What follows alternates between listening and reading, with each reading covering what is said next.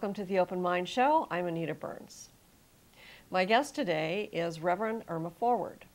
And Reverend Irma Forward is a very interesting person. I think you'll enjoy listening to her journey. She's a special lady that I have known for some time, and I'm glad to have her with us today.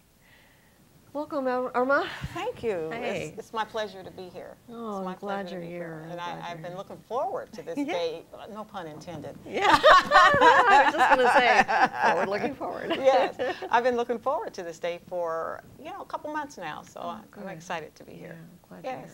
Yes. So, your church is? Light of Life, Center for Spiritual Living. We teach science of mind and spirit. Okay, and this is in Rancho Bernardo, California. This is in Rancho Bernardo, which is basically San Diego. Yeah. Yes. It's sort of a bedroom community of San Diego, isn't it? No, not really. It is the city of San Diego, but it used to be a ranch, I'm told. Oh, really? I'm told that it was a ranch at one time, and apparently it was Rancho Bernardo. And so, but it's incorporated into the city of LA. However... You mean San Diego? Yes, San Diego. That's all right. Oh, yes, San Diego. It's incorporated into the city of San Diego. However, we're very close to Poway. So a lot of the interfaith activities that we participate in are with the Poway Interfaith Group. Okay, well, first of all, I know, but maybe people watching don't know. Tell us a little bit about Science of Mind. Science of Mind is very interesting because it causes you to take responsibility for your own self. It's a philosophy that was created back in the 1900s, the early 1900s, and I'm speaking of, say, like 1915. Ernest Holmes created a book called The Science of Mind textbook, and that was published in 1927. And from that point on, people start reading it and saying, hey, this works. This is a workable philosophy for my life. It's different than traditional religious philosophies, but it was created as a philosophy, as a way of life that would go with whatever religious tradition or spiritual tradition that you came from.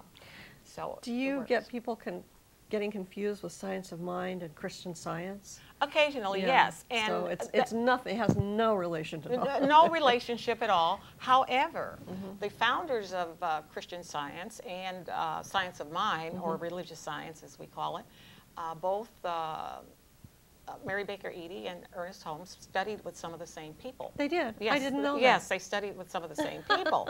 So, and I was speaking about Emma Curtis Hopkins. They both studied with her.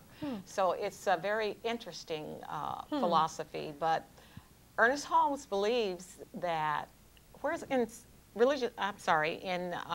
Christian Science, they believe, as I understand it, that the power of prayer will cure all illnesses. My stepfather was, his family was Christian Science. He wasn't. But we believe that the power of prayer sometimes shows up in the form of a physician.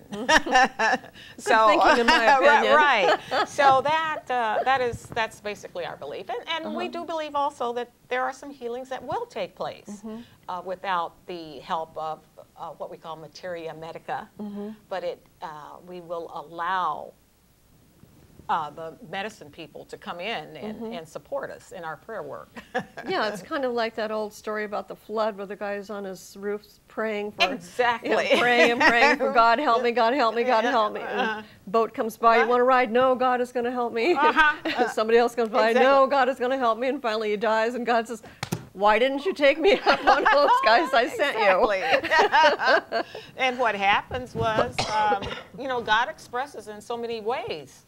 Well, that's what people forget, and this is what we teach in Science of Mind or religious science, is that God is a unity that expresses in many, many different people in different ways. Yeah. And that God is simply all that there is and has expressed itself in nature, in the human beings, in the animals, that God is just everything there. Yeah. Yeah. So we all came from that original source. Science of Mind or religious science. is all over the world now, isn't it? It is. It's an international religion. We have a very, I shouldn't say religion, it's a spiritual tradition. Tradition. Okay, because religion implies dogma, do's, don'ts. We don't have any of that. But it is a spiritual tradition, and it is showing up in a lot of different places. We have a very active group in the Ukraine. Really? Yes, and so there are members from our home office who are in the Ukraine right now licensing practitioners as we speak. Oh my goodness. So it's such a wonderful experience. And then of course we have active groups in the European continent and a lot of groups in Mexico. And they're showing up now in South America. So it's just fabulous. Wow. That's amazing. We have people who come here. We have an online program which is really fabulous. We have teachers who teach the courses online for people who are unable to get to a center. We call our churches centers for spiritual living. Right. So if you're not able to get to a center, then you can take these courses online. So there are a lot of people who are unable to do this just because of distance, you know, and the logistics just aren't there for them to attend classes. So they take the online classes and it works out quite well. Well, that's wonderful. Now, the other thing about Science of Mind that I know is that way before all this law of attraction Exactly. got popular, this was one of Ernest Holmes' ideas, wasn't it? I mean, this was one of his whole things is about you are what you think and you attract what you feel and think and so forth. And it's only now getting into the mainstream. Exactly. But do they give you credit? No. No, they don't give us any credit for that. But what I'll say is that they probably looked at some of the same teachers that Ernest Holmes had looked at and came up with this law of attraction. But you attract to yourself by the very power of your thought, because we believe that thoughts are things, that they have energy and they create your experiences in life. And as these experiences in life are created, then voila, you have to take responsibility, you know? And a lot of people don't want to take responsibility for their lives. Oh no, they give it away to they give it away to the devil. Or anybody. Or whatever. Right. And as that happens, then they are not living their full potential. Because you see, we can live in potential all the time. This is my personal philosophy, that we can live in potential all the time because we are forever becoming what we can be. And what we can be is unlimited. Yeah. And what Isn't that great? and what we can obtain is absolutely unlimited. Yeah. I mean, one of my teachers once said, imagine that you have everything you've ever wanted. You have nothing else to accomplish. Everything is done. You've made it to the top. There's nowhere else to go. How does that feel? Awful. It does. It does. So I had a teacher who once said that God is forever creating the only begotten. Forever creating the only forgotten, the only begotten. So we create ourselves each and every day. And as we continue to create ourselves, we find that there's more experiences and there's more and more that we can obtain. It's kind of like right now, our vision of the universe is limited by the distance that the Hubble telescope can see. But what we realize is that creation is still creating itself. And so that there's so much more out there beyond that telescope to see.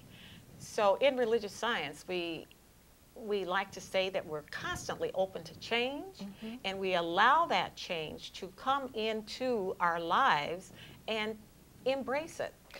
You know, change, that's the only constant in the world is change. Absolutely. The only thing that doesn't change is change. Exactly. I want to say something. You triggered something in my mind about, you know, the philosophy of religious science may be about openness and change.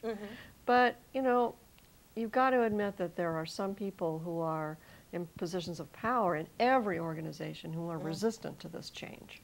And I've run into it in Church of Religious Science places, centers, here and there, where there's a fight between the assistant minister and the regular minister because the old minister wants everything to stay the same, and the assistant wants things to open up and change, and it's going, no, no, no, no, no. So it's just like human nature, isn't it? It is. And it one is. of the things I admire about you is you've gone in there and you've said, okay, I'm open, let's see what works best. Right. And right. wouldn't it be great if that Everybody was just, did that. Yeah, everybody was like that. Yeah. But it doesn't happen. Yeah, that happens in most spiritual centers, especially when a new minister goes in there, when it's not the new minister's own church that they created. People like for things to stay the same.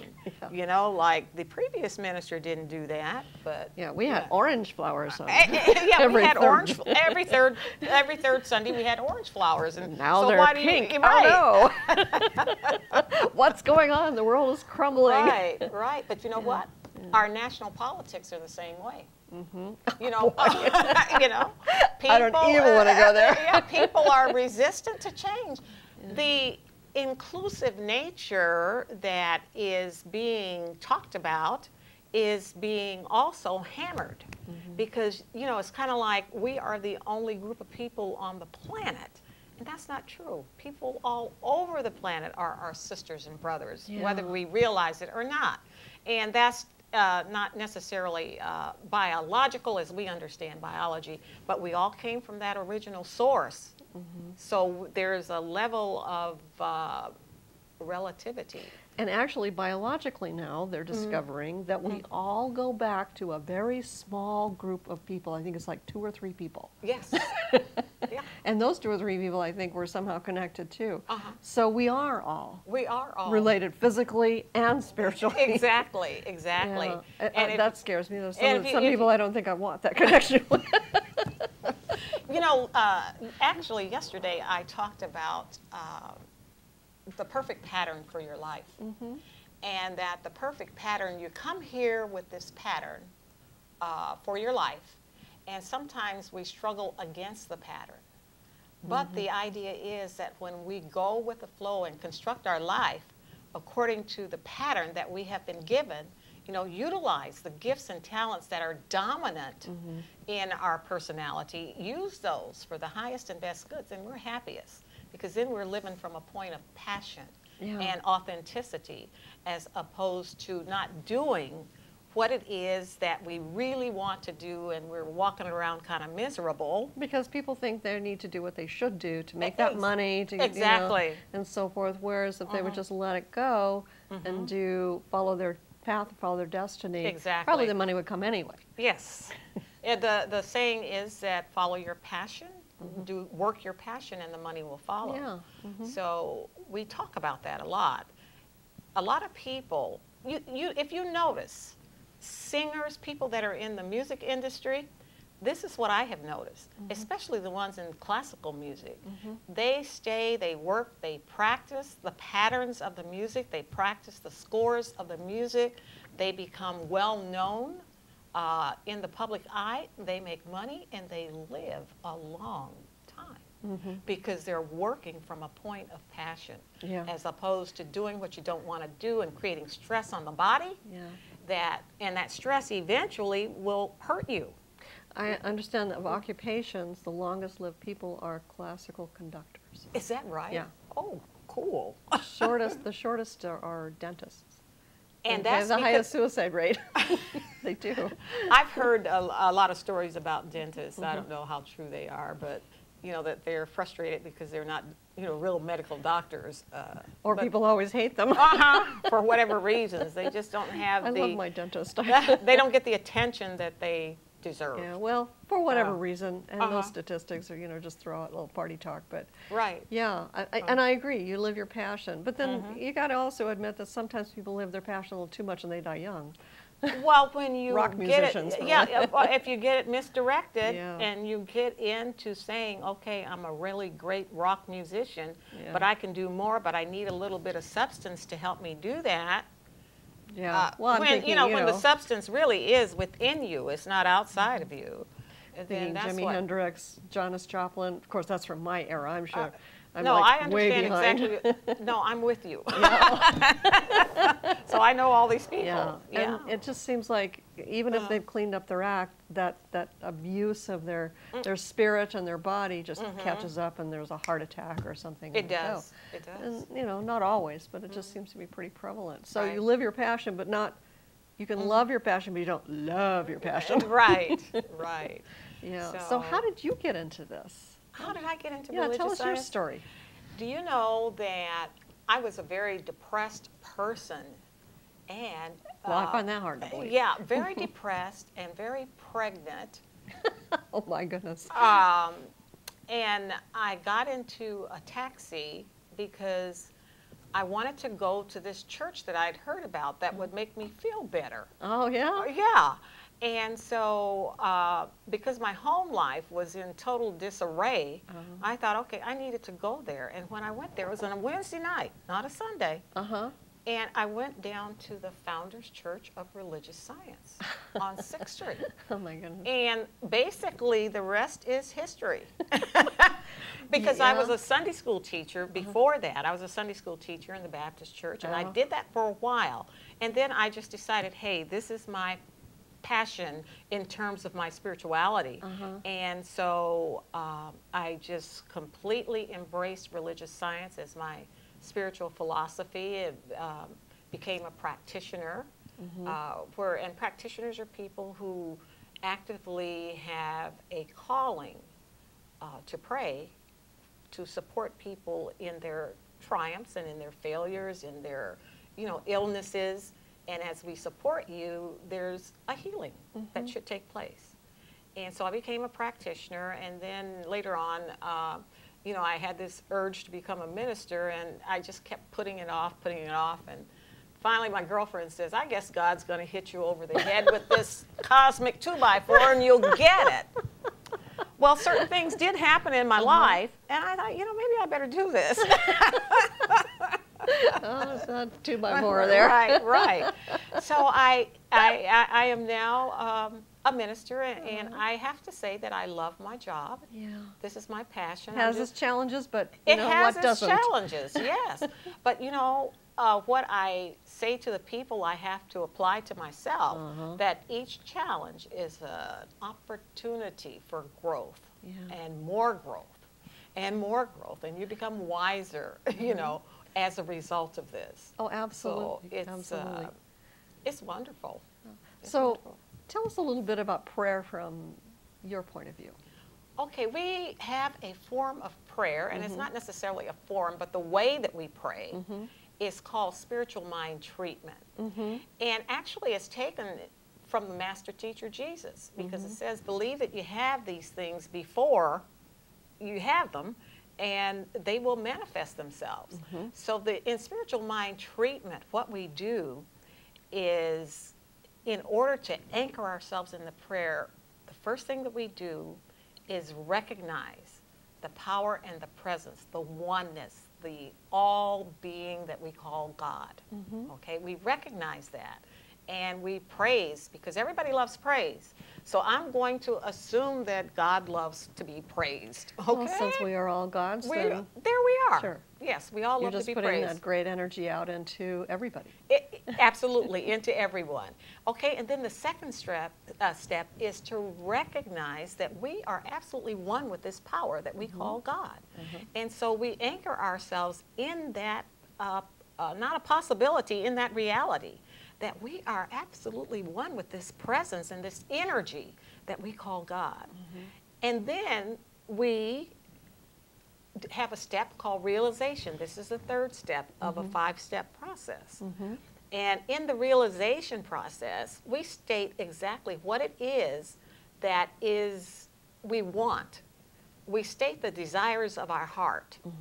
And we not necessarily ask, but we declare that these things are already done, as it says in Scripture, okay?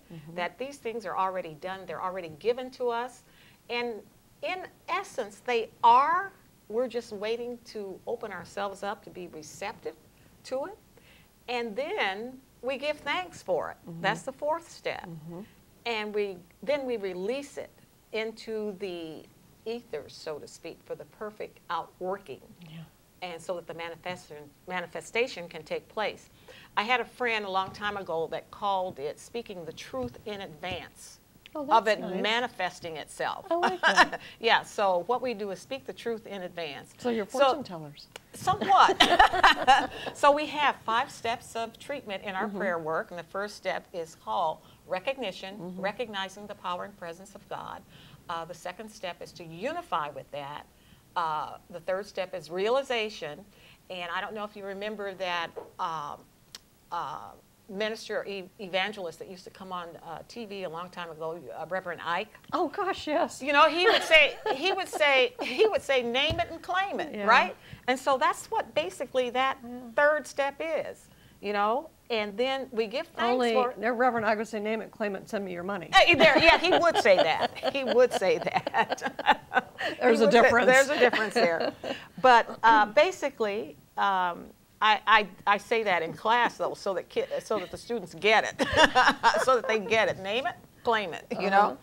And then we give thanks for it, you know, thanking God for all that God is, all that we are, and then we just simply release it, let go. Because it's kind of like, and I use this example a lot in my messages, is it's kind of like when you are stirring a pot of stew or whatever. You got this pot on the stove and you lift the top up, then all the energy goes out. You know, it's not there to support the cooking process. So what you want to do is to release this into the atmosphere, and don't go back and stir the pot up. You know, don't go back and ask God, what's happening? I don't see this coming my way yet. You know, that's not what you do. What you do is to release it. And it shows up in the right time. And the right time is a time that you open up and receive it, you see, because most of it, the reason that we don't have what we think are the desires of our hearts is because we haven't conditioned ourselves. We haven't prepared ourselves to be in a position to receive it. This is synchronicity. This morning, on the first Monday of every month, I attend a thing called Women's Wisdom Circle, which is put on by the church that I go to, which is the Common Ground. I started going because my mother goes and she doesn't drive. But then I started liking it. And we were talking about this, everybody was sharing about how, even though they're not church or religious signs, they're doing the same thing. Becoming one with the power, naming it, claiming it, releasing it, and they were telling about all the wonderful things that have happened in their lives. All these demonstrations. Yeah, it was just astounding. You know, as soon as I let it go, then things happen. Yes. Yeah, and my teacher at one time gave a little story. He says, you know, of course he said it in a deep Indian accent. You know, if you plant a seed, if you plant a seed and it starts to grow, and you keep picking it up to see if it's there. Yeah, see if the roots are coming. It'll never grow. Right. So just nurture it with love, give it what it needs, and release, and know that it's going to grow. Exactly. Yeah. So this is very similar. It is. And I just have a great respect for that kind of thinking. Yeah. So I have another question for you. Yes. When you decided to get involved with Church of Religious Science, what did your family and friends think? They thought I was just kind of out in left field someplace. But it's okay now because they can see that it is something that is working. They can see that right now the philosophy itself is taking root in so many different ways. And I'm speaking specifically maybe of the Oprah show. She has a lot of different spiritual type people who show up on her show that talk the same message that we do. And we would talk about Dr. Beckwith and Marianne Williamson and Wayne Dyer and Dr. Chopra. They all talk the same message. So this message, what we call it new thought, but it's not really new thought. It's not that new anymore, is it? No, it's not that new. It's not new. I don't think it ever was new. It was just that people didn't acknowledge that they had this energy, this power to direct their life and to direct the course of their lives. So historically in the world, there has been one for each society, there's been one all-powerful religion that says this is the way you have to think and pray and Exactly. and sacrifice or throw money at or whatever. There was the ancient Greeks and the Romans and so forth. And then when something new comes in, there's always a bit of resistance. And I know a little bit of history of Christianity, how the infighting that was going on, and the guys who won then turned around and persecuted. Oh, absolutely. Yeah. They So did that. for a long time, there was this ironclad cage around people's minds. About how they could experience God in their lives or Spirit in their lives. What do you think allowed things like Ernest Holmes to make inroads and to come forth a little bit more with something let's say a kinder, gentler way? Okay. Yeah. One of the things that happened is we have to realize that Ernest Holmes actually lived here in the United States of America. This is a very open country, very receptive to new ideas and to change. So he was able to formulate his philosophy in this kind of an atmosphere, specifically at first on the East Coast. And then he moved here to California, which a lot of people on the East Coast think that we're just weirdos anyway. But he was able to really hone the philosophy and start an institute with his brother. And the institute was for healing physical ailments for a while there.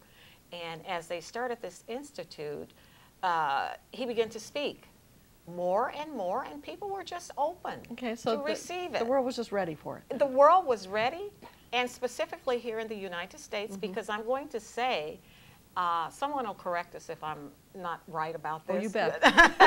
But I'm going to say that New Thought itself is a homegrown American, an American homegrown type of philosophy. But Ernest Holmes says that we are to remain open at the top. So he was looking for common threads throughout all major religions and putting them together into one philosophy. So he looked at Judaism, he looked at the Muslim faith, he looked at Hinduism, he looked at Buddhism, he looked at all of these, major spiritual traditions and said, okay, and I don't know if he did it this way, but, like I can use that, I can use this, I can use this. Hey, the Science of Mind textbook was born. That's great. So if you look at the Science of Mind textbook, and if you understand some of these other philosophies, you'll see where he said, oh, and you can look at it and say, okay, that's Hindu. That's Hindu thought. Or you can say, uh-oh, that came from Dr. Trort. Now, Dr. Trort was one of Ernest Holmes. Ernest Holmes loved his teaching. And I have to say, I don't know if he ever met Dr. Trort. I don't think so. But the idea was that he read a lot of Dr. Trort. Now, Dr. Trort grew up in India, and so he was probably heavily influenced by Hindu thought as well. But the idea was that we can create our lives. That's this creative process that goes on. And then, of course, it resonated well here in this country where people were actually coming here and creating newness and creating a new life for themselves. And having that opportunity. Perfect it was perfect. Perfect timing. Yeah. Well, speaking of timing, our time is almost up, so I want to ask you, it goes fast, It doesn't does. I want to ask you one last thing. What do you think would be some of the most important things that your ministry has done for you? It has made me to grow and expand mentally, psychologically, emotionally. I have more compassion than I ever had before. You need it. More understanding. I just think I'm a better person for it. Yeah, it's not that I was a bad person before. No, I was going to say, I don't think you could ever have been a bad person. No, I don't think I was a bad person before, but I just have so much more understanding and empathy. And I just know that I am that perfect expression of God, as only I can express God. And you are following your bliss. I'm following my bliss. That's great. Absolutely. That's great. Absolutely. So if people wanted more information about you or your ministry or your church, how could they get in touch with you?